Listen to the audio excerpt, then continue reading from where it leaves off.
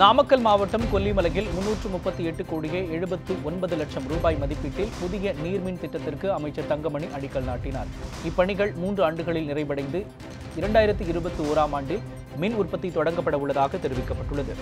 கொல்லிமலையில் உற்பத்தியாகும் சிறிய ஆறு ஓடைகளில் வரும் நீரை தேக்கி குழாய் மூலம் தண்ணீர் கொண்டு செல்லப்படுகிறது. இந்நீர் மூலம் கொல்லிமலை அடிவாரத்தில் புளியஞ்சோலையில் மின் நிலையம் அமைத்து 20 மெகாவாட் மின்சாரம் தயாரிக்க திட்டமிடப்பட்டுள்ளது. மாற்று பாலின பாதுகாப்பு மசோதாவை ரத்து செய்ய வலியுறுத்தி சென்னை சேப்பாக்கத்தில் தமிழ்நாடு, புதுச்சேரி மாநிலங்களைச் சேர்ந்த திருநங்கைகள் ஆர்ப்பாட்டத்தில் ஈடுபட்டனர். மத்திய அரசு கொண்டு வந்த மாற்று பாலின பாதுகாப்பு மசோதாவில் திருநங்கைகளின் நியாயமான கோரிக்கைகள் புறக்கணிக்கப்பட்டுள்ளதாக ஆர்ப்பாட்டத்தில் ஈடுபட்டவர்கள் தெரிவித்தனர். தொடர்ந்து போலீசாரின் பாதுகாப்பு தடுப்பையும் மீறி திருநங்கைகள் சாலை மறியலில் ஈடுபட முயன்றதால் அங்கு பரபரப்பு ஏற்பட்டது. தொடர்ந்து போலீசார் அவர்களை சமரசம் செய்து திருப்பி அனுப்பினர். சத்தியமங்கலம் பாதாள சாக்கடை திட்டத்தில் கழிவுகளை சுத்திகரித்து பவானி ஆற்றில் வெளியேற்றுவதற்கு எதிர்ப்பு தெரிவித்து அப்பகுதி மக்கள் நலக்கூட்டமைப்பு சார்பில் உண்ணாவிரத போராட்டம் நடத்தப்பட்டது. கோட்டுபீராம்பாளையம், பிள்ளையார் கோவில் பகுதிகளில் நிறுவப்பட்டுள்ள சுத்திகரிப்பு நிலையத்தை வேறு பகுதிகளுக்கு மாற்ற வலியுறுத்தி போராட்டத்தில் ஈடுபட்ட மக்கள் வலியுறுத்தினார்கள்.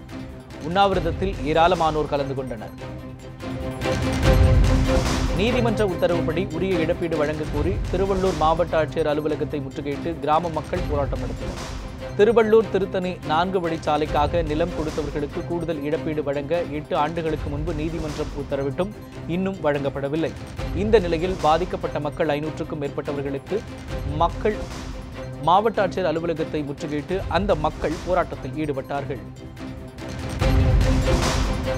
கடலூர் மாவட்டம் திட்டக்குடி பகுதிகளில் உள்ள கடைகளில் தொடர் திருட்டுகளில் ஈடுபட்டு வந்த 2 பெண்கள் உள்ளிட்ட 3 பேரை போலீசார் கைது செய்தனர்.